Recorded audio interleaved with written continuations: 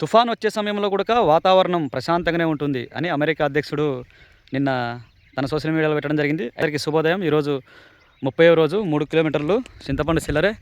Iran పైన యుద్ధం చేస్తున్నామని చెప్పేసి ఇజ్రాయిలు అమెరికా అధ్యక్షుడు ట్రంప్ తెలియజేస్తూ ఉన్నారు.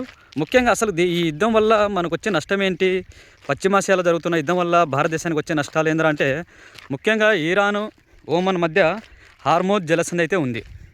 దీని ద్వారా చమురుకు సంబంధించినటువంటి నౌకలు, తర్వాత గ్యాస్కు సంబంధించిన నౌకలు ఆ జలసంధిని దాటుకొని రావాలా. భారత్ ఎక్కువగా విదేశాల నుండి చమురు దిగుమతి చేసుకుంటూ ఉంటుంది. అది సౌదీ అరేబియా కావచ్చు, లేదంటే ఇరాక్ కావచ్చు, లేదంటే యునైటెడ్ అరబ్ కావచ్చు, లేదంటే కువైట్ నుంచి కూడా ఈ దేశాల నుండి చమురు ఎక్కువగా హార్మోజ్ జలసంధి ఉంటే రావాలా. భారత ఆర్థిక వ్యవస్థపై దీని ప్రభావం పడే ఇది ఎక్కువ ఉంది.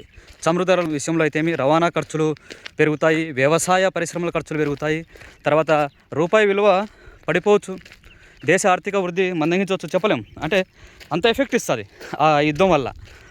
ఒకవేళ ఎల్ఎన్జీ మరియు గ్యాస్ సరఫరా సమస్య కూడా వచ్చే అవకాశం ఉంది. ఆల్రెడీ ఇబ్బంది పడ్డాం కదా, కానీ దాన్ని ప్రభుత్వం అయితే ఎదుర్కొంది. గ్యాస్ కొరత, తర్వాత విద్యుత్ ఉత్పత్తిపై ప్రభావం, ఎరువుల పరిశ్రమల ఇబ్బంది, వీటన్నిటిపై ప్రభుత్వం కూడా ఎప్పటికప్పుడు అలౌట్ అవుతూనే ఉంది. దిగుమతి ఎగుమతులపై ప్రభావం పడుతుంది. భారత్ దీనిపైన ఎటువంటి జాగ్రత్తలు తీసుకుంటుందంటే ఇతర దేశాల నుండి చమురు కొనుగోలు పెంచుతుంది, తర్వాత నౌకాదళాన్ని అప్రమత్తంగా ఉంచుతుంది. ఓ రకంగా చెప్పాలంటే హార్మోజ్ జలసంధిలో ఉద్రిక్తతలు పెరిగితే భారత్కు ముఖ్యంగా చమురు, గ్యాసు, ఆర్థిక వ్యవస్థపై పెద్ద ప్రభావం పడే అవకాశం ఉంది ఈ ట్రంప్ చేసే ప్రకటనల వల్ల.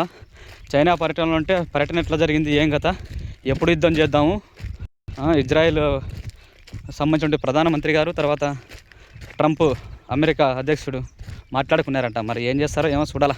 ధన్యవాదాలు.